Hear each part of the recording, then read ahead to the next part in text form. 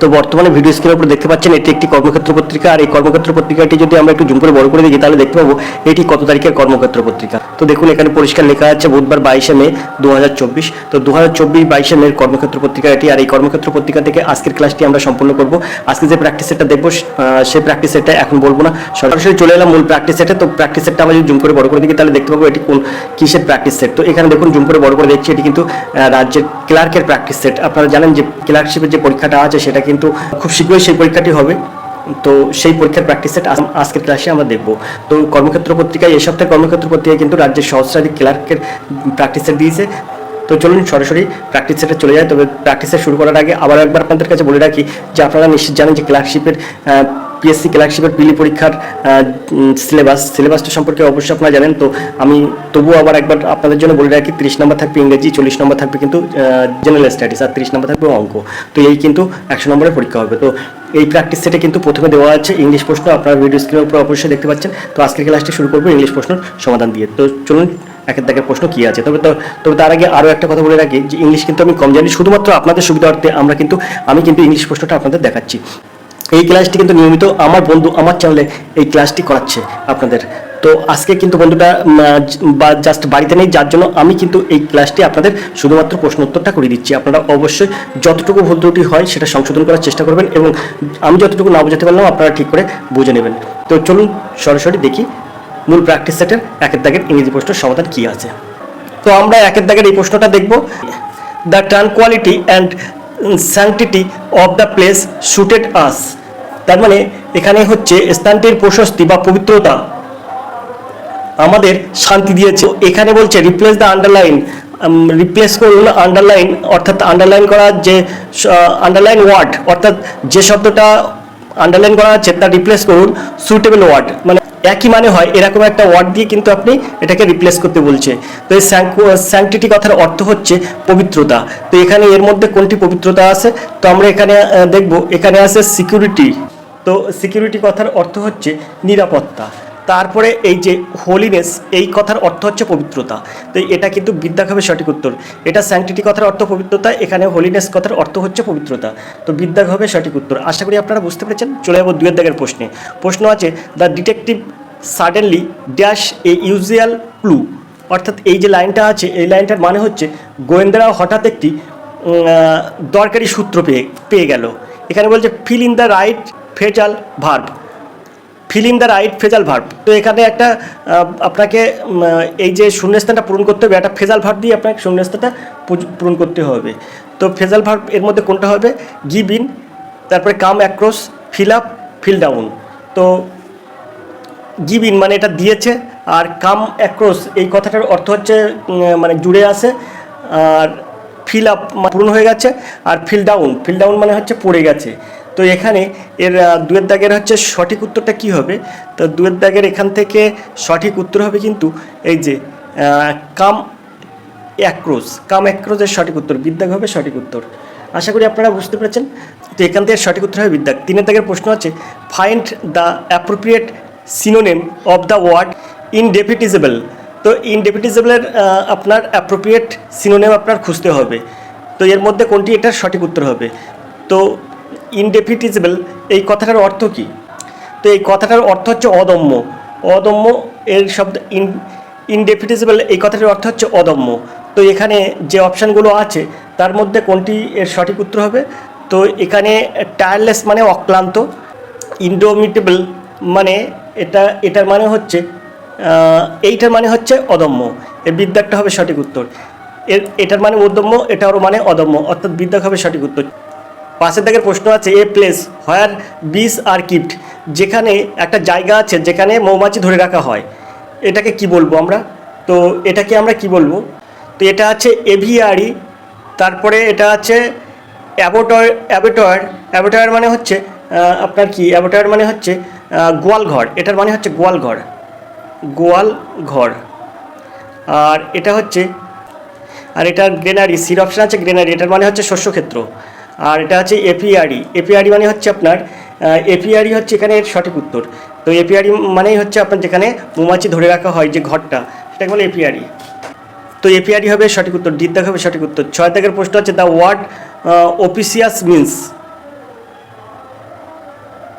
অপিসিয়াস means মানে এই যে অপিসিয়াস আছে, এই অপিসিয়াস কথার মানে কি? সেলফ ইম্পর্টেন্ট, অফিসিয়াল, সিরিয়াস আর এন্টারপ্রিসিং।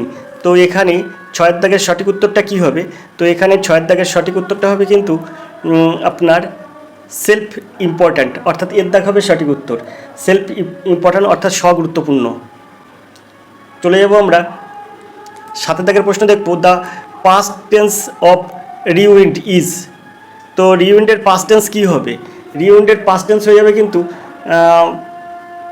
রিউইন্ডের পাস্ট টেন্স হয়ে যাবে হচ্ছে রিআউন্ড, অর্থাৎ সিদ্ধাক হবে সঠিক উত্তর।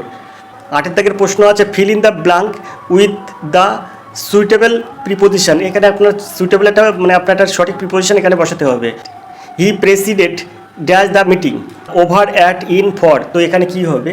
তো তিনি সবাই সভাপতিত্ব করেন, তিনি মিটিংয়ে সভাপতিত্ব করেন। হি প্রেসিডেড ড্যাশ দ্য মিটিং, তার মানে তিনি সবাই সভাপতিত্ব করেন।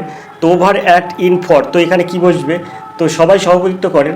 তো এখানে আটের দাগের সঠিক উত্তর কী হবে? তো এখানে কিন্তু ওভার বসবে, এর দাগ হবে সঠিক উত্তর। নয়ের দাগের প্রশ্ন আছে, the antonym of the word superficial is. তো সুপারফিশিয়ালের অ্যানাটোনিম নেম কী হবে? তো এর সঠিক উত্তর হবে কিন্তু ডিপ। ডিপ মানে আপনার গভীর।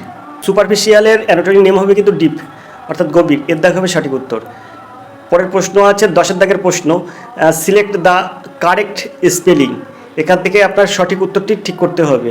তো এখানে যেগুলো আছে তার মধ্যে সঠিক উত্তর কী হবে? তো এখানে সঠিক উত্তর হবে কিন্তু অ্যাকোমোডেশন, অর্থাৎ থাকার ব্যবস্থা। 11 দাগের প্রশ্ন আছে, দ্য ওয়ার্ড ভিসিটিউড মিন্স। তো এটার মানে হচ্ছে পরিবর্তন, এই সেন্সের সঠিক উত্তর, এর দাগ হবে সঠিক উত্তর। 12 দাগের প্রশ্ন আছে, fill in the blanks with the suitable option. শূন্যস্থানে সঠিক শব্দটি আপনার খুঁজে বার করে লিখতে হবে। She dash from the bus and walk the back gate. তো এখানে হচ্ছে এখানে 12 দাগের সঠিক উত্তর কী হবে? এই যে অপশানগুলো আছে এর মধ্যে 12 দাগের সঠিক উত্তর হবে কিন্তু এলিগেটেড, অর্থাৎ ডি দাগ হবে সঠিক উত্তর, এলিগেটেড। তার মানে এখানে সি এলিগেটেড মানে সে অবতরণ করলো, বাস থেকে নেমে গেল, সে নেমে গেল, এখানে অবতরণ করা, এই এলিগেটেড মানে অবতরণ করা। তা she alighted from the bus, bus থেকে নেমে গেল, and walked to the back gate. সে নেমে গেল ফ্রম দ্য বাস, বাস থেকে নেমে গেল এবং ওয়াকড হাঁটতে শুরু করলো ব্যাক গেট দিয়ে, পিছনের দরজা দিয়ে হাঁটতে শুরু করলো। 13 দাগের প্রশ্ন আছে, হি ইজ টলার, সে লম্বা, দেন ইউ আপনার চেয়ে, ড্যাশ 2 ইঞ্চেস মানে 2 ইঞ্চি আপনার চেয়ে লম্বা সে। তো এখানটা কী বসবে এই শূন্যস্থানে? তো এখানে শূন্যস্থানে বসবে কিন্তু বাই, এখানে ডিদ্দাগ হবে সঠিক উত্তর। 14 দাগের প্রশ্ন আছে, the antonym of the word wide is. ওয়াইডের বিপরীত শব্দ আপনার খুঁজে বার করতে হবে। ওয়াইড কথার অর্থ হচ্ছে অদ্ভুত, অদয় ভয় হস্যু ত, অদ্ভুত। এর বিপরীত শব্দ কী আছে? তো এর অদ্ভুতের বিপরীত শব্দ হচ্ছে নর্মাল, সাধারণ, এর দাগ হবে সঠিক উত্তর। 15 দাগের প্রশ্ন আছে, fill in the blanks with the right option. তো শূন্যস্থানে আপনার সঠিক উত্তরটি বসাতে হবে। হি ওয়াজ অফেন্ড ড্যাশ মি আনজাস্টলি। তো এখানে অ্যাট ফর উইথ আর 2 ওয়ার্ডস। তো এখানে 15 দাগের সঠিক উত্তর হবে কিন্তু সিদ্ধাক, উইথ হবে। 16 দাগের প্রশ্ন আছে, la Gioconda Mona Lisa is dash unique work of art. Fill in the blank with the suitable article. তো এখানে আপনার সুইটেবল আর্টিকেল মানে বসাতে হবে। তো দ্য, অ্যান, এ আর দিস। তো এখানে আপনারা সহজেই বুঝতে পারছেন। তো এখানে 16 দাগের সঠিক উত্তর কী হবে? তো এখানে কিন্তু 16 দাগের সঠিক উত্তর হবে আপনার এই যে এখানে আছে এ, তো এ কিন্তু এখানে বসবে, এ বসবে। তো এখানে কিন্তু সিদ্ধাক হবে সঠিক উত্তর, এখানে এ বসবে। 17 দাগের প্রশ্ন আছে, select the correct answer to fill in the blanks. এখানে আপনার কারেক্ট অ্যান্সার বসাতে হবে, বসে শূন্যস্থান পূর্ণ করতে হবে। The ship with is crew dash lost. তো এখানে কি হবে? 17 দাগের এখানে আছে option were, was, were getting, was being. তো এখানে 17 দাগের সঠিক উত্তর কী হবে? তো এখানে 17 দাগের সঠিক উত্তর হবে কিন্তু ওয়াজ, এখানে ওয়াজ বসবে। চলে যাবো 18 দাগের প্রশ্নে, the word claustrophobia means. The claustrophobia মানে এখানে এর মধ্যে কোনটি সঠিক উত্তর হবে?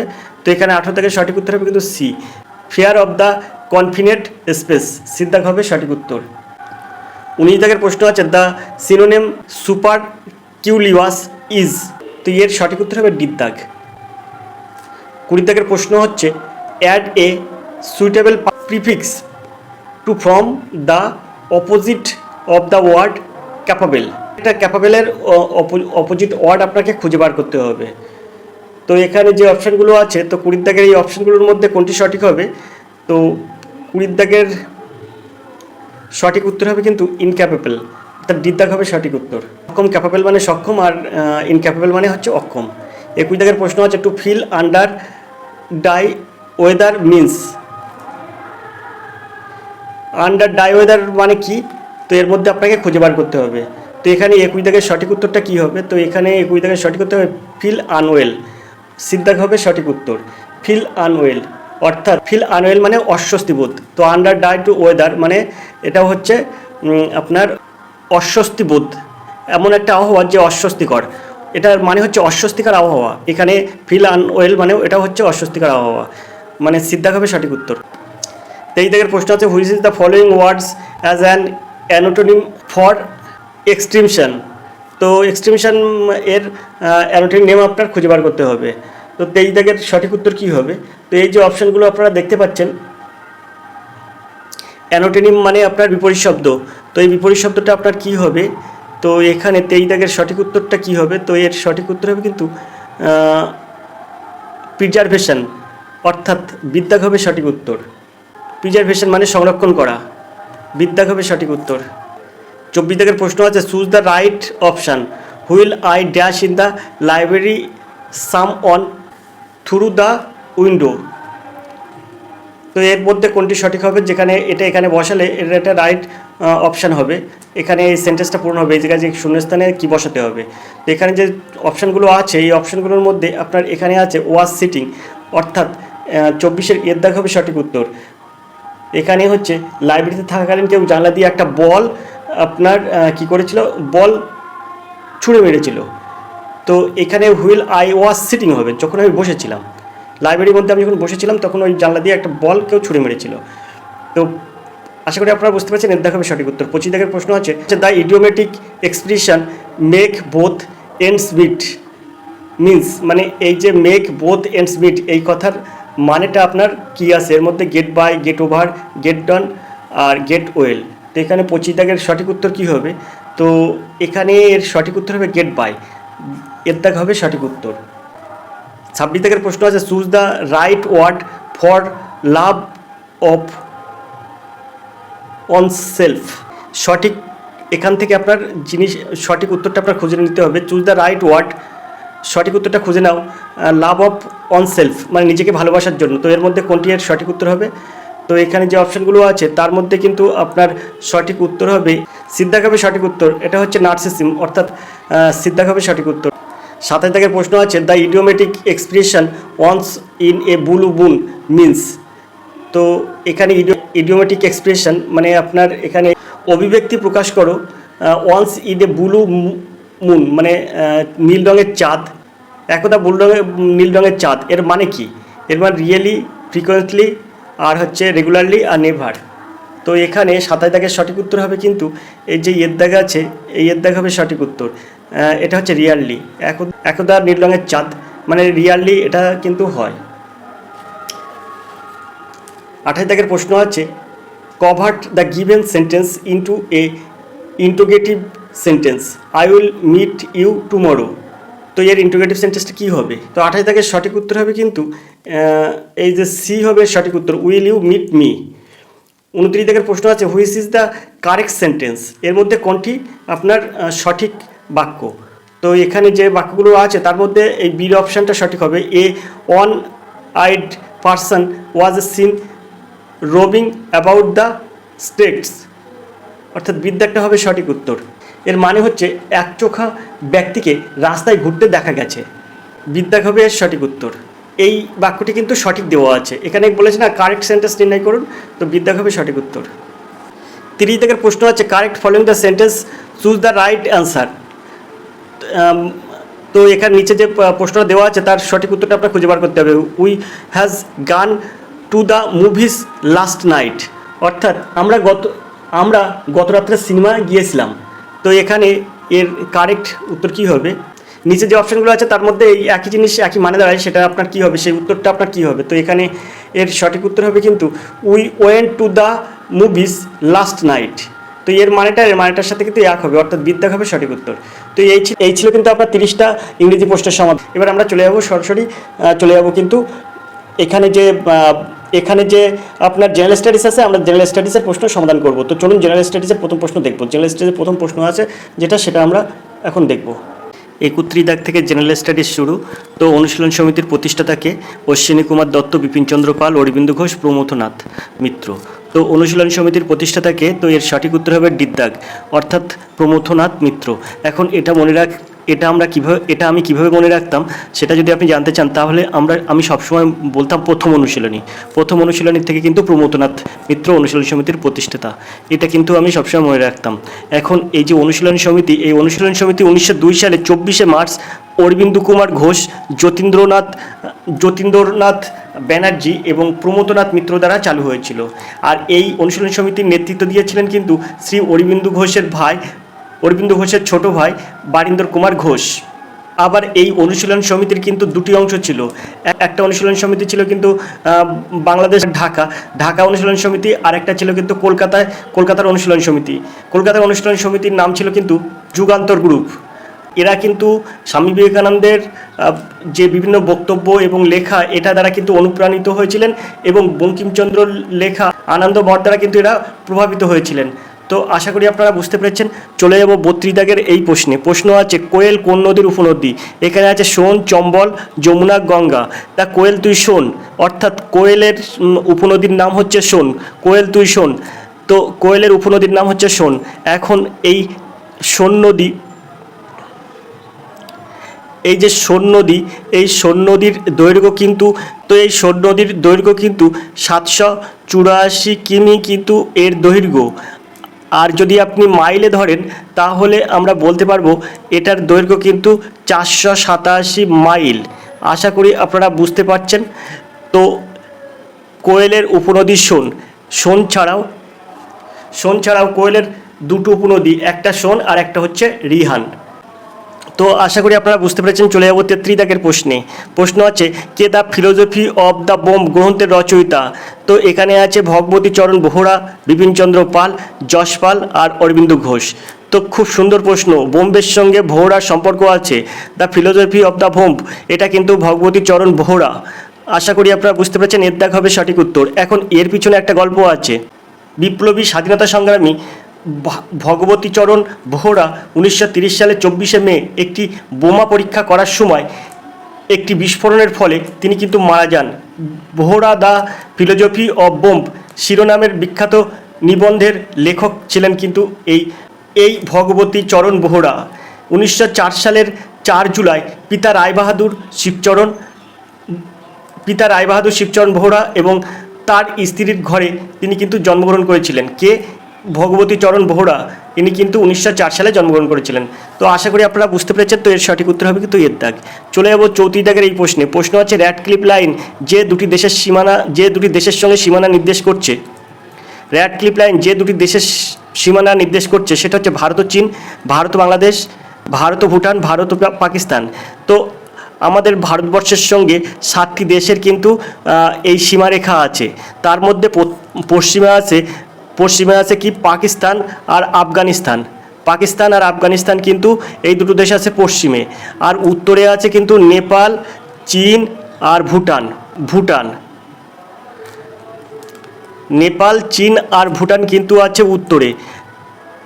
আর পূর্বে আছে কিন্তু মায়ানমার আর বাংলাদেশ।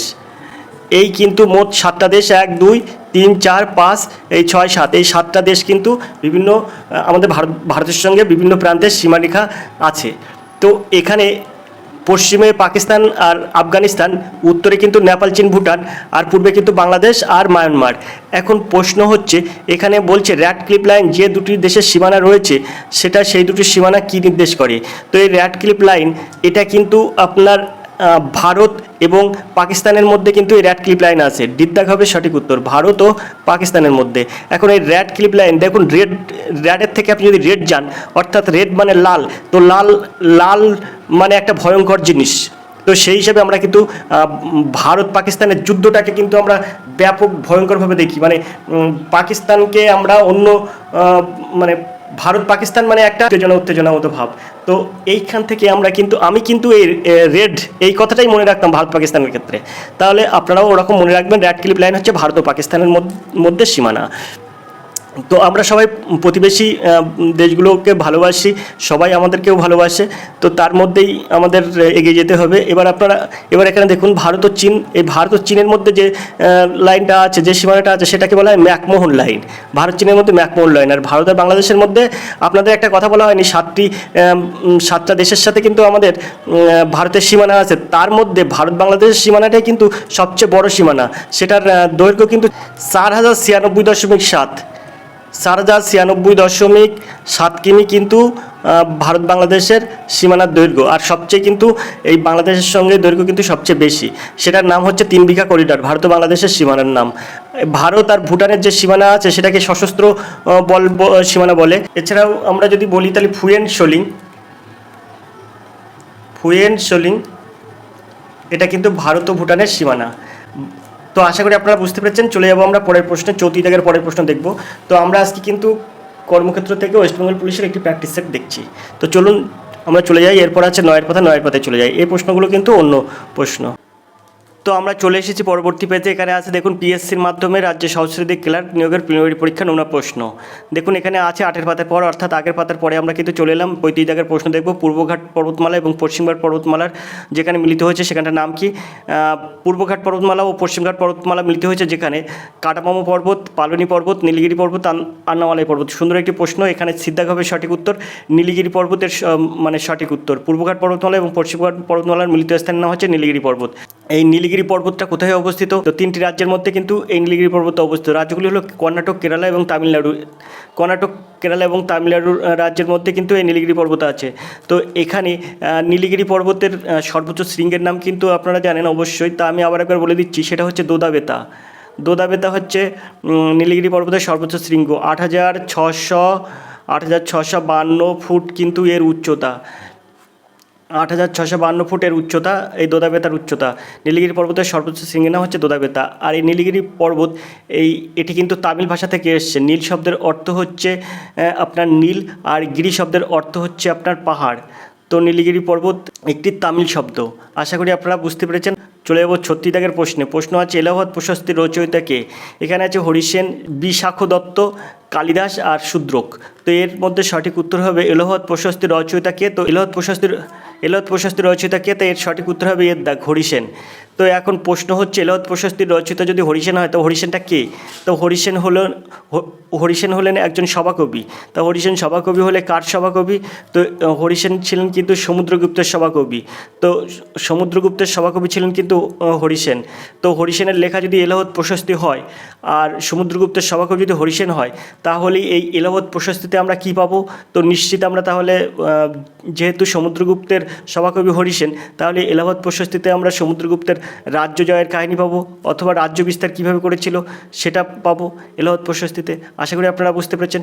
কখনো কখনো প্রশ্ন ঘুরিয়ে আসতে পারে এলাহাবাদ প্রশস্তিতে কোন রাজার সম্বন্ধে লেখা আছে। তো অবশ্যই হরিসেন সভাকবি ছিলেন হচ্ছে সমুদ্রগুপ্তের সবার সভাকবি ছিলেন। তাহলে এলাহাবাদ প্রশস্তি যেহেতু হরিসেনের লেখা, সমুদ্রগুপ্তের রাজ্য জয়ের কাহিনী তাহলে ওখানে লেখা আছে, তাহলে আপনার উত্তর হয়ে যাবে সেই ক্ষেত্রে যে কোন রাজার কথা এলাহাবাদ প্রশস্তিতে লেখা আছে, সমুদ্রগুপ্তের কথা লেখা আছে। অবশ্যই আপনারা বুঝতে পারলেন। চলে যাবো 37 দাগের প্রশ্নে। প্রশ্ন আছে লিটার্স ফ্রম বর্মা নামক বইটি লিখেছেন কে? আং সান সুচি, রাসবিহারী বসু, শরৎচন্দ্র চট্টোপাধ্যায়, সুভাষচন্দ্র বসু। তো এই প্রশ্নটার উত্তর খুঁজতে যেয়ে আমরা প্রথমে প্রশ্নটা দেখব লিটার্স ফ্রম বার্মা। তো এই দেখুন এখানে বার্মা হচ্ছে একটা দেশের নাম। তো বার্মার বর্তমান নাম কি? তো বার্মার কিন্তু বর্তমান নাম হচ্ছে মায়ানমার দেশের পূর্ব নাম ছিল কিন্তু বার্মা। এখন এখানে আপনার প্রশ্ন আছে লিটার্স ফর বার্মা নামের প্রবন্ধ সমৃদ্ধ বইটি লিখেছেন কে? তাহলে এখানে লেটার্স ফ্রম বার্মা, অর্থাৎ এই বইটা যদি আমরা বিশ্লেষণ করি তাহলে বলতে পারবো চিঠি হইতে বার্মা, মানে ফ্রম মানে বার্মা, তার মানে বার্মা হইতে চিঠি। এই লেটার্স মানে চিঠি, ফ্রম মানে হইতে, আর বার্মা একটা স্থানের নাম, তো বার্মা হইতে চিঠি। তাহলে নিশ্চিত এই বার্মা তো এই রাসবিহারী বসু, শরৎচন্দ্র চট্টোপাধ্যায়, সুভাষচন্দ্র বসুর তো বাড়ি হতে পারে না। তাহলে একমাত্র এর মধ্যে আছে আং সান সুচি। এই নামটা দেখুন এটা বার্মা নাম, মানে বাইরের দেশের নাম। তো আশা করি আপনারা বুঝতে পারছেন, এর দেখা হবে সঠিক উত্তর। লেটার্স ফ্রম বার্মা এই প্রবন্ধটির লেখককে, তো এই প্রবন্ধটির লেখক হচ্ছে আং সান সুচি। এখন এই আং সান সুচি কে ছিলেন? আং সান সুচি ছিলেন কিন্তু একজন রাজনীতিবিদ এবং কূটনীতিবিদ। পৃথিবীর যে কজন রাজনীতিবিদ এবং কূটনীতিবিদ আছেন তাদের মধ্যে কিন্তু অন্যতম হচ্ছে আং সান সুচি।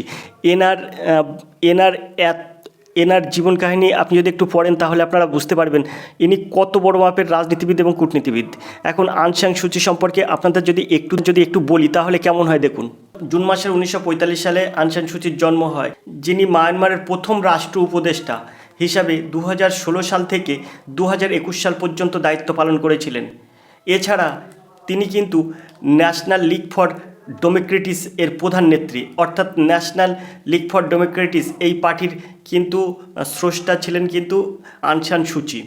1964 সালে দিল্লি বিশ্ববিদ্যালয় ও 1968 সালে অক্সফোর্ড বিশ্ববিদ্যালয় হতে স্নাতক অর্জন করার পর তিনি কিন্তু জাতিসংঘের 3 বছর কাজ করেছেন। 1972 সালে মাইকেল অ্যাডিসকে বিয়ে করেন এবং তাদের 2 ছেলে হয়। 1988 গণ আন্দোলনের সময় সুচি সবার নজর কাড়েন এবং ন্যাশনাল লিগ ফর ডেমোক্রেটিসের সাধারণ সম্পাদক হন। 1989 থেকে 2010 পর্যন্ত 21 বছরের মধ্যে 15 বছর তাকে গৃহবন্দী অবস্থায় কাটাতে হয়। ততদিন তিনি বিশ্বের সবচেয়ে প্রখ্যাত এবং রাজবন্দীদের একজন হয়ে ওঠেন। গণতন্ত্র ও মানবতার পক্ষে সংগ্রামের জন্য তিনি নোবেল শান্তি পুরস্কার পান, আর সেটা পান কিন্তু 1991 সালে। নোবেল পুরস্কার সহ আরও অনেক পুরস্কার সম্মান অর্জন করেছিলেন, যদিও রোহিঙ্গা সংকট প্রসঙ্গে তার ভূমিকা তীব্রভাবে সমালোচিত। 2021 সালে 1 ফেব্রুয়ারিতে এক সামরিক অভ্যর্থনার পর বর্তমানে তিনি ও তার দলের অধিকাংশ নেতা গৃহবন্দী অবস্থায় আছেন। তার মুক্তির দাবিতে মিয়ানমার সহ বিশ্বের বিভিন্ন দেশের আন্দোলন শুরু হয়েছে। এ তো গেল আং সান সুচির জীবন কাহিনী। লেটার্স ফর বার্মা অর্থাৎ বার্মা হইতে চিঠি। তো এই চিঠির মূল উদ্দেশ্য কী ছিল? এই চিঠিগুলো তিনি কিন্তু সাহসী সেনা কমান্ডার, বুদ্ধিজীবী, অভিনেতা এবং সাধারণ নাগরিকদের প্রতি শ্রদ্ধা নিবেদন করেছেন, যারা প্রায়শই বড় ব্যক্তিগত ঝুঁকিতে ন্যাশনাল লিগ ফর ডেমোক্রেটিসের সমর্থন করেছেন। বার্মার ন্যাশনাল লিগ ফর ডেমোক্রেটিসের নেতৃত্বে ছিলেন কিন্তু এই আং সান সুচি। 1989 সালে তাকে রেঙ্গুনে গৃহবন্দী করা হয়, যেখান থেকে তিনি 2010 সালে মুক্তি হওয়া পর্যন্ত 21 বছরের মধ্যে প্রায় 15 বছর ছিলেন, যা তাকে বিশ্বের সবচেয়ে সুপরিচিত রাজনৈতিক বন্দীদের মধ্যে একজন করে তোলেন। আং সান সুচি লেটার্স ফ্রম বার্মা এই বইটার সাথে সাথে তিনি ফ্রিডম ফ্রম ফিয়ার প্রবন্ধটাও লেখেন। তো আশা করি আপনারা বুঝতে পেরেছেন। তো 1991 সালে কিন্তু আং সান সুচি কিন্তু আপনার নোবেল পুরস্কার পান 1991 সালে। 1989 সালে কিন্তু ওনাকে গৃহবন্দী করা হয়, আর 2010 কিন্তু ওনার মুক্তি হয়। তার মধ্যে কিন্তু 15 বছর উনি কিন্তু এই দীর্ঘ 21 বছরের মধ্যে কিন্তু 15 বছর উনি বন্দি অবস্থায় ছিলেন, গৃহবন্দী অবস্থায় ছিলেন। তো অবশ্যই আপনারা বুঝতে পারলেন আং সান সুচি সম্পর্কে। এবার আমরা চলে যাব পরের প্রশ্নে।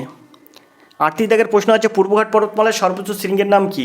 মহেন্দ্রগিরি, নীলগিরি, জিন্দাগাদা, আনাইমুদি। তো পূর্বঘাট পর্বতমালার সর্বোচ্চ শৃঙ্গ হচ্ছে মহেন্দ্রগিরি। এখন আপনার এইখানটায় কিন্তু দুটো উত্তর দেওয়া আছে। আমি আপনাদের একটু বলবো, আপনারা ভালো করে মন দিয়ে শুনবেন। এই পূর্বঘাট পর্বতমালার সর্বোচ্চ শৃঙ্গ 2011 সাল আগে পর্যন্ত ছিল কিন্তু মহেন্দ্রগিরি। তার মানে এটা আমি সবসময় মনে রাখতাম পূর্বপাড়ার মহেন স্যার, এটা কিন্তু আমি সবসময় মনে রাখতাম এইভাবেতে, পূর্বঘাট পর্বতমালার সর্বোচ্চ শৃঙ্গ মহেন্দ্রগিরি। কিন্তু 2011 পরে এই জিন্দাগাদা পূর্বঘাট পর্বতমালার সর্বোচ্চ শৃঙ্গ হয়েছে। সিদ্ধাক হবে এর সঠিক উত্তর, জিন্দাগাদা। এখন এখানে আমি যখন মনে করে রাখতাম পূর্বপাড়ার মহেন স্যার, কিন্তু তারপরে যখন 2011 পরে কিন্তু এটা এসছে জিন্দাগাদা, এটাও কিন্তু আমার মনে রাখার বিষয় আছে। কারণ কখনো কখনো অপশানে কিন্তু মহেন্দ্রগিরির পরিবর্তে জিন্দাগাদা থাকে, অথবা জিন্দাগাদা আর মহেন্দ্রগিরির মধ্যে যদি থাকে তাহলে আপনাকে জিন্দাগাদা দিতে হবে, আর যদি আপনার জিন্দাগাদা না থাকে তাহলে মহেন্দ্রগিরি দিতে হবে। আশা করি আপনারা বুঝতে পেরেছেন। তা পূর্বঘাট পর্বতমালার সর্বোচ্চ শৃঙ্গের নাম জিন্দাগাদা। মনে রাখতাম কীভাবে? পূর্বপাড়ার মহেন স্যার, এখন মনে রাখি পূর্বপাড়ার মহেন স্যার এখনও জিন্দা হ্যায়, এইভাবে কিন্তু আমি মনে রাখি। তো আপনারা আশা করি এভাবে মনে রাখবেন। এবারে আপনারা একটা কথা আপনারা এখানে বলে রাখি, মহেন্দ্রগিরির উচ্চতা কত আর জিন্দাগাদার উচ্চতা কত?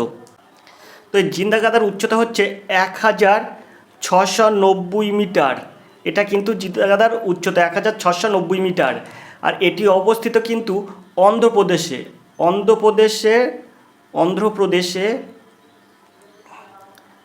অন্ধ্রপ্রদেশের হচ্ছে আরাকু উপত্যকায় কিন্তু এই জিন্দাগাদা অবস্থিত। এখন এই মহেন্দ্রগিরির উচ্চতা কত? এখন এই মহেন্দ্রগিরির উচ্চতা হচ্ছে 1501 মিটার। মহেন্দ্রগিরির উচ্চতা হচ্ছে 1501 মিটার। এটি অবস্থিত হচ্ছে উড়িষ্যার গজপতি জেলায়। উড়িষ্যার গজপতি জেলায় এই মহেন্দ্রগিরি অবস্থিত। তো আশা করি আপনারা বুঝতে পেরেছেন, মহেন্দ্রগিরি অবস্থিত উড়িষ্যার গজপতি জেলায়, আর জিন্দাগাদা অবস্থিত অন্ধ্রপ্রদেশের আরাকু পর্বতে। আর এটার উচ্চতা হচ্ছে 1501 মিটার, আর জিন্দাগাদার উচ্চতা 1690 মিটার। এটা কিন্তু 2011 সালের পরে কিন্তু এটাই হয়েছে। আশা করি আপনারা বুঝতে পেরেছেন। চলে যাবো আমরা 39 দাগের প্রশ্নে। প্রশ্ন আছে, মোটর বোট চলার অদ্ভুত তরঙ্গগুলি হলো তির্যক, অনুদৈর্ঘ্য, স্থানু। তো এর সঠিক উত্তর হবে তির্যক ও অনুদৈর্ঘ্য তরঙ্গ। সিদ্ধাক হবে সঠিক উত্তর। চলে যাবো 40 দাগের প্রশ্নে। প্রশ্ন আছে, সরাবর্তী জলবিদ্যুৎ প্রকল্প কোথায় অবস্থিত? তো সরাবর্তী জলবিদ্যুৎ প্রকল্প কোথায় অবস্থিত? তো এর সঠিক উত্তর হবে কিন্তু এই কর্ণাটকে অবস্থিত। কর্ণাটকে আছে সরাবর্তী জলবিদ্যুৎ প্রকল্প। আর এই সরাবর্তী জলবিদ্যুৎ প্রকল্প কোন নদীর ওপরে অবস্থিত? তো কর্ণাটকে যেহেতু অবস্থিত, কর্ণাটকে সরাবর্তী জলবিদ্যুৎ কেন্দ্র সবরবতী নদীর ওপরেই কিন্তু এই সরাবর্তী জলবিদ্যুৎ কেন্দ্র অবস্থিত। তো আশা করি আপনারা বুঝতে পেরেছেন, কর্ণাটক হবে এর সঠিক উত্তর বিদ্যাগ। এবার আমরা চলে যাব পরের প্রশ্নে। পরের প্রশ্ন দেখব কি আছে। 41 দাগের প্রশ্ন আছে, দেখুন, সংবিধান পরিষদের প্রথম অধিবেশনটি কবে বসে? এখানে আছে 1946, 1947, 1948, 1950। তো এই সংবিধান পরিষদের প্রথম অধিবেশনটি বসে কিন্তু 1946 সালে। এর দাগ হবে সঠিক উত্তর। 41 দাগের সঠিক উত্তর হবে কিন্তু এর দাগ। আমরা চলে যাব 42 দাগের প্রশ্নে। 10 বছর অন্তর দুটি অক্ষরেখা গড় রৈখিক ব্যবধান কত? এখানে আছে 102 কিমি, 111 কিমি, 121 কিমি, 131 কিমি। 10 বছর অন্তর দুটি অক্ষরেখার গড় রৈখিক ব্যবধান হচ্ছে 111 কিমি। বিদ্যাগ হবে সঠিক উত্তর। 43 দাগের প্রশ্ন আছে, ড্যাশ নবরাত্রির পর দশম দিনের দশেরা বা বিজয় দশমী হিসেবে পালিত হয়? চৈত্র, মাঘাগুপ্ত, আষাঢ়গুপ্ত, শারদ। তো এখানে অবশ্যই শারদীয় উৎসব। বিদ্যাগ হবে সঠিক উত্তর। আমরা চলে যাবো 44 দাগের এই প্রশ্নে। চাঁদ থেকে পৃথিবীতে আলো আসতে কত সময় লাগে? 1.3 সেকেন্ড, 3.2 সেকেন্ড, 7.6 সেকেন্ড, 12.6 সেকেন্ড। তো এখানে এর সঠিক উত্তর হবে কিন্তু 1.26 সেকেন্ড। চাঁদ থেকে পৃথিবীতে আলো আসতে কিন্তু সময় লাগে 1.26 সেকেন্ড। তো এখানে 1.26 সেকেন্ড কোথাও নেই, এখানে আছে 12.6 সেকেন্ড। এখানে মনে হচ্ছে এটার উত্তর হবে 1.26 সেকেন্ড, এটা মনে হয় উত্তর হবে এখানে। তো এখানে যদি 1.26 দেওয়া হয় তাহলে কিন্তু সঠিক উত্তর হবে। এখানে আছে 12.6 সেকেন্ড। তো আমার মনে হয় এটাই উত্তর করতে চেয়েছে ওরা। তো এর সঠিক উত্তর হবে কিন্তু 1.26 সেকেন্ড। এখন এখান থেকে আমরা সেরকম কিছু পাচ্ছি না। তো 1.3 সেকেন্ড, এখানে 26 সেকেন্ড মানে 30 সেকেন্ড করা যায়, তো সেক্ষেত্রে 3 হতে পারে। তো যাই হোক, এটার সঠিক উত্তর হবে 1.26 সেকেন্ড। আমরা চলে যাবো 45 দাগের এই প্রশ্নে। প্রশ্ন আছে, ভারতের কতগুলি রাজ্যে নিজস্ব সংবিধান আছে? তো এখানে কিন্তু 370টা তুলে দিয়েছে আপাতত। সে মানে আপাতত কি সংবিধানের নিয়ম অনুযায়ী 370টা তুলে দিয়েছে, যেটা কিন্তু জম্মু কাশ্মীরে ছিল। জম্মু কাশ্মীরের একমাত্র আমাদের ভারতবর্ষের মধ্যে একটা রাজ্য যেটি কিন্তু তাদের নিজস্ব মানে ভারতের মধ্যেই থাকবে, ভারতের সব কিছুই ভারতীয় থাকবে, কিন্তু তাদের যে সংবিধান, সেই সংবিধান ভারতের সংবিধান মেনে চলবে না। আর নিজস্ব একটা সংবিধান আছে। আর তাছাড়াও কিন্তু তাদের পতাকার রং আলাদা ছিল, যদিও সেটা ভারতবর্ষের মধ্যেই কিন্তু এটি অবস্থিত ছিল। তো যাই হোক, এখানে বলছে ভারতের কতগুলি রাজ্য নিজস্ব সংবিধান আছে? তো এখানে হবে একটি, যদিও 370 তুলে দিয়েছে, যার জন্য কিন্তু আমাদের ভারতের সংবিধানের মধ্যে কিন্তু জম্মু কাশ্মীর এসে গেছে। তো সেই ক্ষেত্রে এখানে হবে একটি। এখানে কিন্তু নাম দেওয়া নেই রাজ্যটির নাম হচ্ছে জম্মু কাশ্মীর। তো এখানে সঠিক উত্তর হবে একটি। আমরা চলে যাবো 46 দাগের এই প্রশ্নে। প্রশ্ন আছে, জিজ্ঞাসা স্থানে আছে, রাজ্যের রাসায়নিক সারের ব্যবহার সর্বোচ্চ? আসাম, অন্ধ্রপ্রদেশ, পাঞ্জাব, গুজরাট। তো আমাদের সবচেয়ে বেশি এই রাসায়নিক সারের ব্যবহার হয় কিন্তু পাঞ্জাবে। এই সিদ্ধাক হবে সঠিক উত্তর। পাঞ্জাবে সবচেয়ে রাসায়নিক সার বেশি ব্যবহার করা হয় পাঞ্জাবে, এটা কমন প্রশ্ন। তো এখানে 46 দাগের সঠিক উত্তর হবে সিদ্ধাক। চলে যাবো পরের প্রশ্নে। পরের প্রশ্ন দেখব 47 দাগের প্রশ্ন আছে, রাজ্যের মন্ত্রী পরিষদ 47 দাগের প্রশ্ন আছে, রাজ্যের মন্ত্রী পরিষদের সবাই কে সভাপতিত্ব করেন? তো এখানে রাজ্যপাল, মুখ্যমন্ত্রী, স্পিকার আর ডেপুটি স্পিকার। এখানে কি বলতো, রাজ্য মন্ত্রী পরিষদের সবাই সভাপতিত্ব করেন কে? তো অবশ্যই এর সঠিক উত্তর কী হবে? তো অবশ্যই সঠিক উত্তর হবে রাজ্যের মুখ্যমন্ত্রী, যে তিনি কিন্তু এর সভাপতিত্ব করবেন। বিদ্যাক হবে সঠিক উত্তর। চলে যাবো 48 দাগের প্রশ্নে। ভারতের প্রথম অর্থ কমিশনের সভাপতি কে ছিলেন? ভারতের প্রথম অর্থ কমিশনের সভাপতি কে ছিলেন? M N Joshi, B L Rao, T P Chandrasekhar, ক্ষিতীশচন্দ্র Niyogi. তো 48 দাগের সঠিক উত্তর কী হবে? তো এখানে যে অপশানগুলো দেওয়া আছে তার সঙ্গে আমার উত্তরের মানে পার্থক্য আছে, কারণ 1952 সালে এই অর্থ কমিশন প্রথম গঠিত হয়। সেটা কিন্তু আপনার কেসি নিয়োগী কিন্তু এই অর্থ কমিশনের প্রথম সভাপতিত্ব করেন, কেসি নিয়োগী 1952 সালে। আর এটা কিন্তু গঠিত হয়েছিল মানে ছিল কিন্তু আপনার 22/11/1951। 22/11/1951 এই তারিখের আদেশে কিন্তু প্রথম অর্থ কমিশন গঠিত হয়। তো তার সভাপতিত্ব করেছিলেন কেসি নিয়োগী। আর 280 নম্বর ধারা, অর্থাৎ ভারতীয় সংবিধানের 280 নম্বর ধারায় কিন্তু রাষ্ট্রপতির সহযোগিতায় কিন্তু এই অর্থ কমিশন গঠিত হয়। তো আশা করি আপনারা বুঝতে পেরেছেন। তো এখানে যে উত্তরগুলো আছে তার সঙ্গে কিন্তু আমার উত্তরটা মিলছে না। আপাতত আপনাদের যদি মনে হয় বা অন্য কিছু যদি উত্তর থাকে আপনারা বলবেন, কারণ আমি ইতিহাসটা অনেক কম জানি, এটা আমি স্বীকার করি। যার জন্য আমি যতটুকু জানি তার মধ্যে কিন্তু এটা আমি মনে করছি এর সঠিক উত্তর হবে কেসি নিয়োগী। তো আমরা চলে যাব 49 দাগের প্রশ্নে। বিজ্ঞানসম্মত সমাজতন্ত্রের প্রবক্তা কে? এঙ্গেলস, ওপেনহাইমার, মন্তেস্কু আর মিল। তো এর সঠিক উত্তর হবে কিন্তু কার্ল মার্কস। কার্ল মার্কস আর ফ্রেডরিক এঙ্গেলস।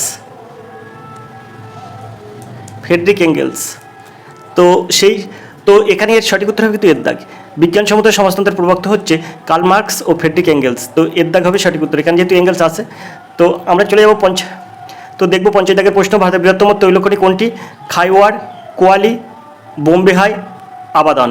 তো সবচেয়ে ভারতের বৃহত্তম তৈলখনি সেটি হচ্ছে, দেখুন এইখানে যেটা আপনাদের বুঝতে হবে সেটা হলো সবচেয়ে পুরনো এবং বৃহত্তম তৈলখনি, কিন্তু এখানে বলেছে তৈলখনি, তেল কিন্তু পরিশোধন করার বৃহত্তম খনি না, কিন্তু এটা কিন্তু ভারতের বৃহত্তম তৈলখনি। সেক্ষেত্রে আপনার সঠিক উত্তর হয়ে যাবে কিন্তু বোম্বে হাই। সিদ্ধার্থ হবে সঠিক উত্তর। ভারতের বৃহত্তম তৈলখনি হচ্ছে বোম্বে হাই, আর এটাই কিন্তু সবচেয়ে পুরনো তৈলখনি। পাশাপাশি যদি এটা বলে ভারতের বৃহত্তম তৈল শোধনাগার হচ্ছে, সেটা হচ্ছে জামনগর। কোথায়? জামনগর। এই জামনগরে কিন্তু সবচেয়ে বেশি পরিমাণ তেল শোধন করা হয়। আর এটা কিন্তু রিলায়েন্স কোম্পানির কিন্তু আন্ডারে এই বৃহত্তম তৈল শোধনাগার জামনগরে অবস্থিত। আর এই জামনগরটা কোথায়? সেটা হচ্ছে গুজরাট। এখন আপনার এখানে যদি প্রশ্ন পড়ে ভারতের বৃহত্তম তৈল শোধনাগার কোথায় অবস্থিত, সেটা আপনি বলবেন জামনগর, আর সেটা হচ্ছে গুজরাট। তো আশা করি আপনারা বুঝতে পেরেছেন। এবার আমরা চলে যাবো 51 দাগের এই প্রশ্ন আছে, সাধারণের ইচ্ছা সার্বভৌম শক্তির আধার। মন্তব্যটি কার? অ্যারিস্টটল, হোবস, রুশো আর মন্তেস্কু। তো এখানে 51 দাগের সঠিক উত্তর কী হবে? তো এখানে যেটা আছে সাধারণের ইচ্ছা সার্বভৌম শক্তির আধার, মন্তব্যটা কিন্তু রুশোর। সিদ্ধার্থ হবে সঠিক উত্তর। 52 দাগের প্রশ্ন আছে, নিচের কোনটি পূর্ববাহিনী নদী নয়? দেখুন এখানে বলছে কোনটি পূর্ববাহিনী নদী নয়? মহানদী, কৃষ্ণা, তাপ্তি, কাবেরী। তো এখানে নিশ্চিত একটা হচ্ছে পূর্ববাহিনী নদী নয়, বাকিগুলো কিন্তু আপনার পূর্ববাহিনী নদী। তাহলে আপনাকে সবার প্রথমে জানতে হবে পূর্ববাহিনী নদী, তারপরে পশ্চিম বাহিনী নদী, তারপরে আপনার উত্তর বাহিনী নদী, তারপরে আপনার দক্ষিণ বাহিনী নদী। এই নদীগুলোর নাম কিন্তু আপনার জানতে হবে, তাহলে কিন্তু আপনি এই সব প্রশ্নের উত্তর ঠিক করে দিতে পারবেন। এখানে শুধু আপনি জানলেন পূর্ববাহিনী নদী নয় কোনটি, সেইটুকু জানলেন, কিন্তু নয় যেটা সেটা আপনি জানলেন, কিন্তু বাকিগুলো তো পূর্ববাহিনী নদী, সেইগুলোর নাম আপাতত আপনি জানুন। তো এর মধ্যে কিন্তু পূর্ববাহিনী নদী আছে মহানদী, কৃষ্ণা আর কাবেরী। এই তিনটি কিন্তু এই পূর্ববাহিনী নদী। এই মহানদী, কৃষ্ণা, কাবেরী এই তিনটি কিন্তু পূর্ববাহিনী নদী। পাশাপাশি আরও কিছু পূর্ববাহিনী নদীর নাম লিখব, সেটা হচ্ছে দামোদর, তারপরে আপনার আছে সুবর্ণরেখার পরে আপনার আছে গোদাবরী। তো এই গোদাবরীকে কিন্তু দক্ষিণ ভারতের গঙ্গা বলা হয়, যেহেতু এটা দীর্ঘতম নদী, তাই গোদাবরীকে কিন্তু দক্ষিণ ভারতের গঙ্গা বলা হয়। তো এইগুলো কিন্তু আপনার পূর্ববাহিনী নদী, মহানদী, কৃষ্ণা, কাবেরী, তারপরে দামোদর, তারপরে আপনার সুবর্ণরেখা, গোদাবরী, এগুলো কিন্তু আপনার পূর্ববাহিনী নদী। তাহলে এখানে বলছে নিচের কোনটি পূর্ববাহিনী নদী নয়, তাহলে অবশ্যই এখানে কিন্তু তাপ্তি পূর্ববাহিনী নদী নয়। সিদ্ধার্থ হবে সঠিক উত্তর। তাপ্তি কিন্তু পূর্ববাহিনী নদী নয়। তা যদি তাপ্তি পূর্ববাহিনী নদী না হয় তাহলে তাপ্তি কোন বাহিনী নদী? তাহলে আপনাকে বলতে হবে তাপ্তি কিন্তু পশ্চিম বাহিনী নদী। তাপ্তি তাহলে কোন বাহিনী নদী? তাহলে আপনার তাপ্তি হচ্ছে পশ্চিম বাহিনী নদী। তাপ্তি যদি পশ্চিম বাহিনী নদী হয় তাহলে তার সঙ্গে আরও কিছু পশ্চিম বাহিনী নদীর নাম লিখব। তার মধ্যে প্রথম আমরা পাবো হচ্ছে নর্মদা হচ্ছে পশ্চিম বাহিনী নদী। এছাড়া যদি আরও একটা দুটো পশ্চিম বাহিনী নদী নেই, তাহলে লিখতে পারি তিব্বত। তো এগুলো হচ্ছে পশ্চিম বাহিনী নদী। পাশাপাশি যদি উত্তর বাহিনী নদীর নাম লিখি, তাহলে উত্তর বাহিনী নদীর নাম হচ্ছে সোন, তারপরে আপনার চম্বল, তারপরে ওব, এসবগুলো কিন্তু উত্তর বাহিনী নদী। তারপরে আপনার আছে লেপা, এগুলো কিন্তু আপনার উত্তরবাহিনী নদী। তারপরে ইনসি, এগুলো আপনার উত্তরবাহিনী নদী। দক্ষিণ বাহিনী নদীগুলোর কিছু যদি আমি বলি তাহলে এটা হচ্ছে গঙ্গা, ব্রহ্মপুত্র, সিন্ধু, এগুলো কিন্তু দক্ষিণ বাহিনী নদী। গঙ্গা, ব্রহ্মপুত্র আর সিন্ধু এগুলো কিন্তু আপনার দক্ষিণ বাহিনী নদী। তো আশা করি আপনারা বুঝতে পেরেছেন। তো এখানে সঠিক উত্তর হবে কিন্তু তাপ্তি, এখানে পূর্ব বাহিনী নদী নয়, তাপ্তি একটি পশ্চিম বাহিনী নদী। 53 প্রশ্ন কি আছে? তো 53 প্রশ্ন আছে, বৃদ্ধির সংজ্ঞার জনক কাকে বলা হয়? আলফ্রেড বিনেট, বিনে সাইমন, প্যাভলভ আর স্পিয়ারম্যান। তো 53 দাগের সঠিক উত্তর কী হবে? তো বৃদ্ধির সংজ্ঞার জনক হচ্ছে স্পিয়ারম্যান। স্পিয়ারম্যান হচ্ছে এর সঠিক উত্তর। বৃদ্ধির সংজ্ঞার জনক হচ্ছে স্পিয়ারম্যান, মানে স্পিড যেটা বৃদ্ধি করে, স্পিড, তার থেকে কিন্তু স্পিয়ারম্যান। তো আশা করি আপনারা বুঝতে পারছেন। পরের প্রশ্ন দেখব কি আছে। 54 প্রশ্ন আছে, দেখুন, যদি বায়ুমণ্ডল না থাকতো তবে দিনের দৈর্ঘ্য কী হতো? বাড়তো, কমতো, একই থাকতো, উপর নিচে করতো? তো এই প্রশ্নটা কিন্তু সুন্দর একটি প্রশ্ন। বায়ুমণ্ডল না থাকলে দিনের দৈর্ঘ্য কী হতো? তো বায়ুমণ্ডল না থাকলে দিনের দৈর্ঘ্য প্রতিদিন কিন্তু 4 মিনিট করে কমতো। 4 মিনিট করে কমতো, কিন্তু বায়ুমণ্ডল না থাকলে দিনের দৈর্ঘ্য 4 মিনিট করে কমতো। এছাড়াও যদি বায়ুমণ্ডল না থাকতো তাহলে পৃথিবী শীতল হয়ে যেত। তাছাড়াও কিন্তু পৃথিবীতে কিন্তু অন্ধকার হয়ে থাকতো। 55 দাগের প্রশ্ন আছে, ভারতের প্রথম দলিত ও সর্বকনিষ্ঠ লোকসভার স্পিকার কে ছিলেন? Baliram Bhagat, K S Hegde, GMC Balayogi আর বলরাম জাখড়। তো প্রথম দলিত সর্বকনিষ্ঠ লোকসভার স্পিকারকে, তো এখানে এর সঠিক উত্তর হচ্ছে জিএমসি বালাযোগী। সিদ্ধার্থ হবে সঠিক উত্তর। 56 দাগের প্রশ্ন, এশিয়ার রোম কাকে বলা হয়? দিল্লি, বেঙ্গালুরু, হায়দ্রাবাদ, আন্দামান।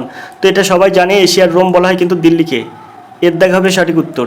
57 দাগের প্রশ্ন আছে, আধুনিক পশম বয়ন শিল্প কেন্দ্রটি কোথায় অবস্থিত? পাঞ্জাব, কানপুর, টিটাগড়, ভিলাই। তো এখানে 57 দাগের সঠিক উত্তরটা হবে কিন্তু কানপুরে অবস্থিত। আধুনিক পশম বয়ন শিল্প কেন্দ্রটি কিন্তু কানপুরে অবস্থিত। 58 প্রশ্ন আছে, তাপ্তি নদীটি কোথা থেকে উৎপত্তি হয়েছে? শিয়াওয়ার, অমরকণ্টক, মহাদেব পর্বত, আরাবল্লী। তাপ্তি নদীটি হচ্ছে পশ্চিম বাহিনী নদীর মধ্যে সবচেয়ে দীর্ঘতম নদী হচ্ছে তাপ্তি। আর এটি কিন্তু উৎপন্ন হয়েছে মধ্যপ্রদেশের সাতপুরা পর্বত থেকে। সাতপুরা পর্বত থেকে কিন্তু এই তাপ্তি নদী উৎপত্তি হয়েছে। এখন এইখানে যে অপশানগুলো আছে, শিওয়ার, অমরকণ্টক, মহাদেব পর্বত, আরাবল্লী, তো এখানে কোথাও আমি দেখছি না সাতপুরা পর্বত, তো অপশানগুলোর মধ্যে নেই। তো তাপ্তি নদীটি কিন্তু সাতপুরা পর্বত থেকে উৎপন্ন হয়েছে। যেহেতু অপশানে নেই তো অবশ্যই আপনারা কমেন্ট করবেন। তো তাপ্তি নদীটি উৎপন্ন হয়েছে কিন্তু সাতপুরা পর্বত থেকে। এটি কিন্তু পশ্চিম বাহিনীর নদীগুলোর মধ্যে কিন্তু দীর্ঘতম নদী। 59 দাগের প্রশ্ন আছে, আসওয়ান বাঁধটি কোথায় অবস্থিত? পাকিস্তান, ভারত, বাংলাদেশ, মিশর। তো এই যে আসওয়ান, এই বাঁধটি কিন্তু মিশরে অবস্থিত। দ্বিতীয় হবে সঠিক উত্তর। 60 দাগের প্রশ্ন হচ্ছে, ভারতের কোন রাজ্যটি নেফা নামে পরিচিত ছিল? এখানে আছে মণিপুর, মিজোরাম, অরুণাচল প্রদেশ, সিকিম। তো এর সঠিক উত্তর হবে অরুণাচল প্রদেশ কিন্তু নেফা নামে পরিচিত ছিল। সিদ্ধার্থ হবে সঠিক উত্তর। এবার আমরা দেখব 61 এই প্রশ্ন আছে, সংবিধানের কত নম্বর ধারায় রাজ্যপাল নিয়োগ সম্পর্কে উল্লেখ আছে? 122 নম্বর, 155 নম্বর, 165 নম্বর, 175 নম্বর। তো এর সঠিক উত্তর কী হবে? তো এখানে সুন্দর একটি প্রশ্নের সঠিক উত্তর হবে কিন্তু বিদ্যাকে 155 নম্বর ধারায় কিন্তু রাজ্যপাল নিয়োগ সম্পর্কে উল্লেখ আছে। ধারায় 155 বলা হয়েছে, রাজ্যের রাজ্যপাল রাষ্ট্রপতির অধ্যাদেশ দ্বারা নিযুক্ত হন। রাজ্য বিধানসভা বা যেসব রাজ্যে বিধান পরিষদ রয়েছে সেখানে বিধানসভা ও বিধান পরিষদ যৌথ অধিবেশনে একক হস্তান্তরযোগ্য ভোটের মাধ্যমে কিন্তু সমানুপাতিক প্রতিনিধিত্ব দ্বারা 4 জনের একটি প্যানেল থেকে রাজ্যপালকে বেছে নেবেন। চূড়ান্ত শিলমোহর দেবেন দেশের রাষ্ট্রপতি। তার অধীনে নিযুক্ত হবেন রাজ্যপাল। এই সকল ভোটাভুটি গোপনীয় ব্যালট দ্বারা হবে। 30 এবং 31 মে 1949 সালে এই ধারার উপর বিতর্ক হয়। বিতর্কের দুটি বক্তব্য ছিল, একটিতে রাজ্যপাল নির্বাচনের পদ্ধতি নির্ধারণ করা হয়েছিল এবং অন্যটিতে মনোনয়ন পদ্ধতি। নির্বাচন বা মনোনয়ন কীভাবে রাজ্যপালকে বেছে নেওয়া উচিত তা নিয়ে বিতর্ক অনুষ্ঠিত হয়েছিল। অনেক বিতর্ক এবং বিবেচনার পর ধারাটি 31 মে 1949 সালে কার্যকর হয়েছিল। তো আশা করি আপনারা বুঝতে পেরেছেন। এর সঠিক উত্তর হবে বিদ্যাক 155 নম্বর ধারা। 62 দাগের প্রশ্ন আছে, একজন বিখ্যাত কুচিপুড়ি নৃত্যশিল্পী হলেন যামিনী রেড্ডি, ভারতী গুপ্তা, দুর্গা দাস আর দিশপুর। তো একজন বিখ্যাত কুচিপুড়ি নৃত্য হলেন, এখানে এর সঠিক উত্তর হবে যামিনী রেড্ডি। যামিনী রেড্ডি ছিলেন কিন্তু একজন বিখ্যাত কুচিপুড়ি নৃত্যশিল্পী। বিখ্যাত কুচিপুড়ি নৃত্য যুগল রাজা এবং রাধা রেড্ডির কন্যা কিন্তু এই যামিনী রেড্ডি। যামিনী রেড্ডি এটি কীভাবে আপনি মনে রাখতে পারেন? আমি যেভাবে মনে রাখতাম, বাড়ির পাশেই অবস্থিত যামিনী সম্পর্কে একটা আত্মীয় হয়, তো আমি সেইভাবে ওনাকে একটা কথা বলতাম যে, যামিনী তুমি কি অন্ধকুচি দেখেছো? যামিনী অন্ধকুচি দেখেছো? কুচি দেখেছো? আমি কিন্তু এইভাবে মনে রাখতাম, তাই আপনাদের বলছি যামিনী অন্ধকুচি দেখেছো। যামিনী মানে যামিনী রেড্ডি, অন্ধ মানে অন্ধ্রপ্রদেশের নৃত্য এই কুচিপুড়ি নৃত্য, আর কুচি মানে কুচিপুড়ি নৃত্য। তো যামিনী রেড্ডির সাথে সাথে আপনাদের আরও একটা কথা আপনাকে মনে করে দিই, পদ্মজা রেড্ডি ইনিও কিন্তু একজন কুচিপুড়ি নৃত্যশিল্পী। ইনি 2022 সালে কিন্তু পদ্মশ্রী পুরস্কার পান 2022 সালে। পদ্মজা রেড্ডি ইনি কিন্তু কুচিপুড়ি নৃত্যশিল্পী। কুচিপুড়ি ভারতীয় ধ্রুপদী নৃত্যের প্রধান 8টি নৃত্যশৈলীর একটি। দক্ষিণ ভারতের অন্ধ্রপ্রদেশ রাজ্যের কুচিপুড়ি গ্রামে এই নাচের উৎপত্তি। এর পোশাক ও আদব কায়দার সঙ্গে ভারতনাট্যমের কিছু মিল আছে। শোভা নাইডু ছিলেন ভারতের অগ্রগণ্য কুচিপুড়ি নৃত্যশিল্পী। ভাবনা রেড্ডি ইনি হলেন একজন ভারতীয় শাস্ত্রীয় কুচিপুড়ি নৃত্যশিল্পী, গায়ক, গীতিকার এবং গুরু ও শিক্ষক। তো যামিনী রেড্ডির সাথে সাথে পদ্মজা রেড্ডি আমরা নাম জানলাম নৃত্যশিল্পী, আর এখন নাম জানলাম ভাবনা রেড্ডি ও শোভা নাইডু। এই 4 জনের নাম কিন্তু কুচিপুড়ি নৃত্যশিল্পীর সঙ্গে যুক্ত। তো আশা করি আপনারা বুঝতে পেরেছেন। চলে যাবো 63-এর এই প্রশ্ন আছে আরবি সম্মত কে প্রচলন করেন? হুমায়ুন, আকবর, শাহজাহান, ঔরঙ্গজেব। তো এর সঠিক উত্তর হচ্ছে আরবি সম্মত প্রচলন করেন কিন্তু ঔরঙ্গজেব, অর্থাৎ দ্বিধাগ হবে সঠিক উত্তর। 64 দাগের প্রশ্ন আছে আকাশকে নীল দেখায় যার উপস্থিতির জন্য সেটি হলো অক্সিজেন, কার্বন ডাইঅক্সাইড, ধূলিকণা, নাইট্রোজেন। তো এখানে সঠিক উত্তর হবে কিন্তু ধূলিকণার জন্য কিন্তু আকাশকে নীল দেখায়। এখন প্রশ্ন হচ্ছে আকাশকে নীল দেখায় ধূলিকণার জন্য কিভাবে? তো নীল আলোর বিক্ষেপণ সবচেয়ে বেশি হয়, যার জন্য আমরা কিন্তু নীলটা ভালোভাবে দেখতে পারি। তো এখন নীল আলো সম্পর্কে যদি আমরা একটু দেখি তাহলে বলতে পারবো নীল আলো অন্যান্য রঙের চেয়ে কিন্তু অধিক বিক্ষিপ্ত হয়, কারণ এটি ছোট ও ক্ষুদ্র তরঙ্গ হিসাবে চারিপাশে ঘুরে বেড়ায়, মানে এটা ভ্রমণ করে, চারিদিকে ভ্রমণ করে। এই কারণেই কিন্তু আমরা বেশিরভাগ সময় একটি নীল আকাশ দেখতে পাই। তো এখন প্রশ্ন হচ্ছে ধূলিকণা কীভাবে দেয়? সূর্যের আলো পৃথিবীর বায়ুমণ্ডলে পৌঁছায় এবং বাতাসের সমস্ত গ্যাস এবং কণার দ্বারা সমস্ত দিকে ছড়িয়ে পড়ে। নীল আলো অন্যান্য রঙের চেয়ে অধিক বিক্ষিপ্ত হওয়ার কারণ এটা ছোট ক্ষুদ্র তরঙ্গ হিসাবে ভ্রমণ করে। এই কারণেই আমরা বেশিরভাগ সময় একটি নীল আকাশ দেখতে পাই। তো আশা করি আপনারা বুঝতে পেরেছেন আকাশকে নীল দেখা যায় যার উপস্থিতির জন্য, সেটা হচ্ছে ধূলিকণার জন্য। এবার 65 প্রশ্ন দেখুন, সিপাহী বিদ্রোহ কোন সালে শেষ হয়? 1888, 1862, 1858 আর 1874। তো সিপাহী বিদ্রোহ 1857 সালে শুরু হয়, 1858 সালে শেষ হয়। সিদ্ধাক হবে সঠিক উত্তর। সিপাহী বিদ্রোহ, যার অন্য নাম ভারতীয় বিদ্রোহ, 1857 সালের 10ই মে মিরাটে ভারতীয় বিদ্রোহ শুরু হয় এবং 1858 সালে 20 জুন গোয়ালিয়রে সেই যুদ্ধ শেষ হয়। এই বিদ্রোহ দিল্লি, আগ্রা, কানপুর এবং লখনৌতে ছড়িয়ে পড়ে। এই সিপাহী বিদ্রোহ ছিল 1857 সালে ভারতে ব্রিটিশ শাসনের বিরুদ্ধে একটি সহিংস এবং অত্যন্ত রক্তক্ষয়ী বিদ্রোহ। তো আশা করি আপনারা বুঝতে পেরেছেন। তো সিপাহী বিদ্রোহের কিন্তু অন্য নাম কিন্তু ভারতীয় বিদ্রোহ।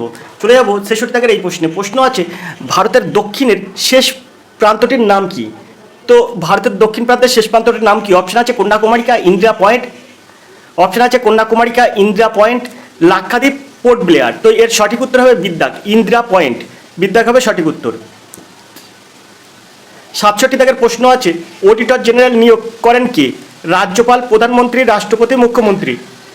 তো অডিটর জেনারেল নিয়োগ করেন কে? তাই এর সঠিক উত্তর হবে সিদ্ধাক, রাষ্ট্রপতি কিন্তু অডিটর জেনারেল নিয়োগ করেন। তো আশা করি আপনারা বুঝতে পেরেছেন। চলে যাবো 68 দাগের প্রশ্নে। 68 দাগের প্রশ্ন আছে চুখা নামক জলবিদ্যুৎ কেন্দ্রটি কোথায় অবস্থিত? ভুটানে, বাংলাদেশে, নেপালে, চীনে।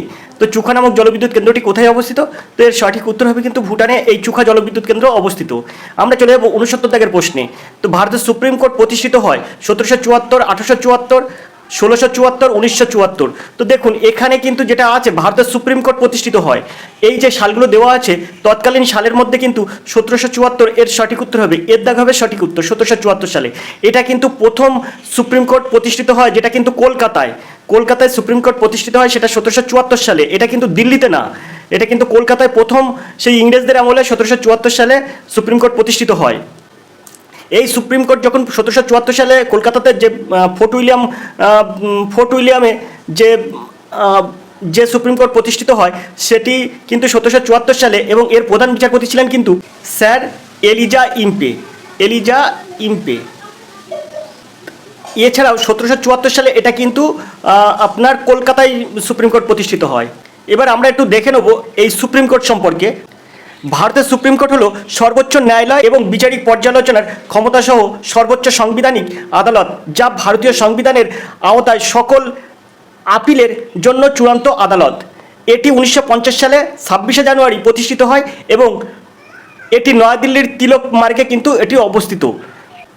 1950 সালে 26শে জানুয়ারি কিন্তু এটা প্রতিষ্ঠিত হয়,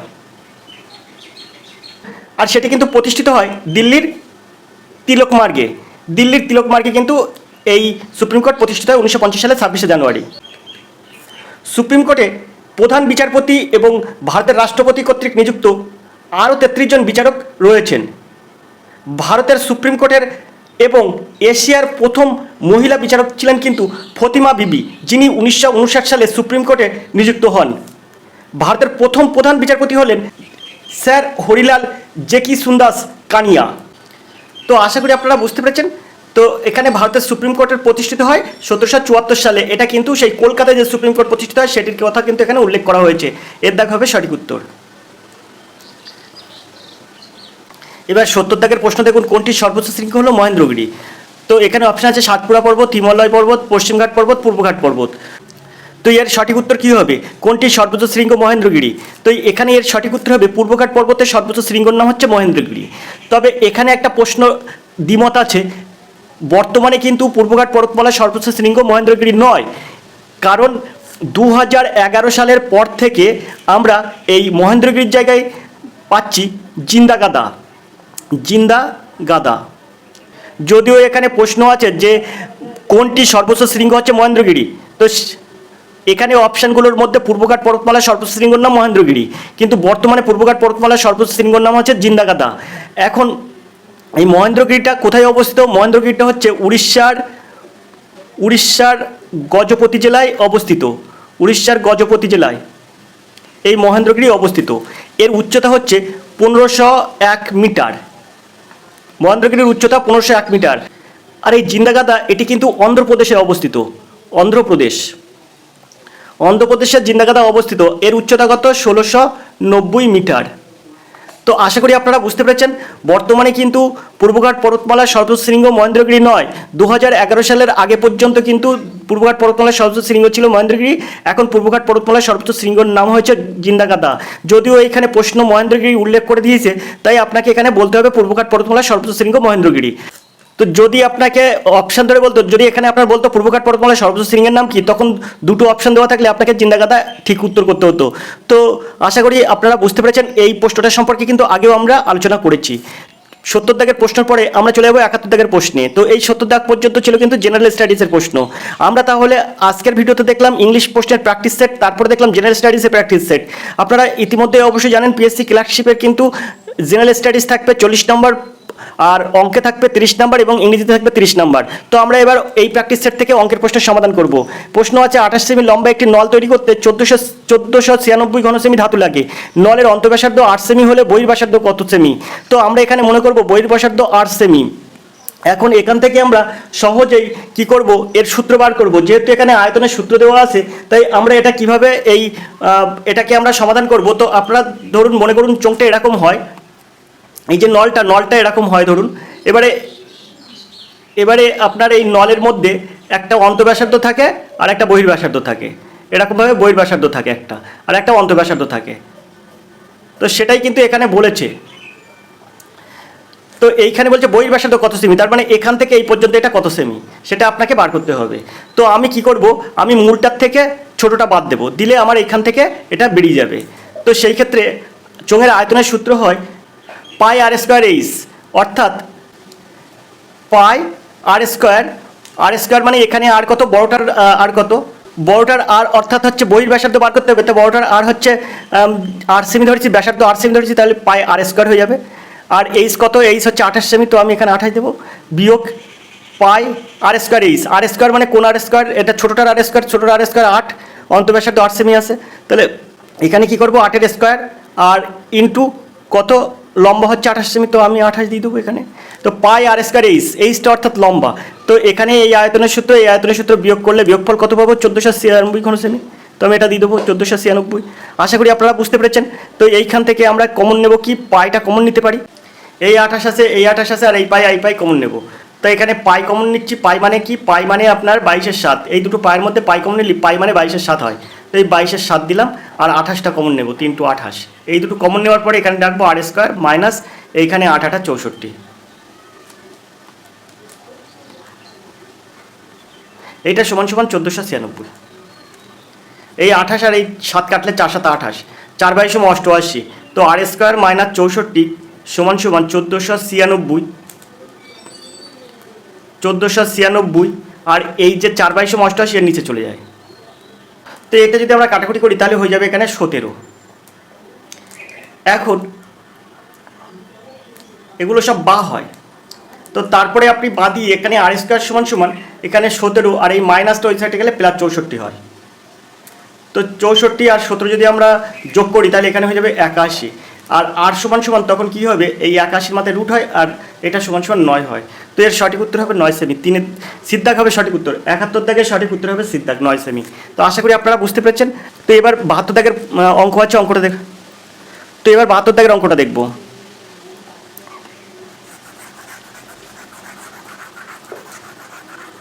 বাহাত্তর দাগের অঙ্ক আছে, একটি তাঁবুতে 11 জনের জায়গা দরকার, যাতে জনাপতি ভূমিতে 4 বর্গমিটার এবং শ্বাসগ্রহণের জন্য 20 ঘনমিটার স্থান থাকে।